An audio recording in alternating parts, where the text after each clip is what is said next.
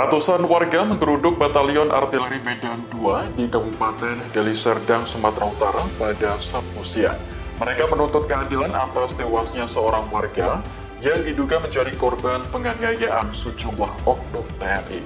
Dikutip dari Tribun Medan, warga mendatangi batalion sambil membawa jenazah korban yang berada di dalam mobil ambulans. Jenazah Raden Parus diarak dari rumah duka di Desa Selamat, Kecamatan Sibiru-Biru, menuju batalion yang berjarak sekitar 2 km.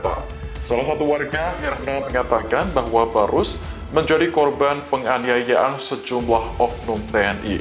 Peristiwa itu berlangsung di tengah permukiman. Download Tribun X sekarang, menghadirkan lokal menjadi Indonesia.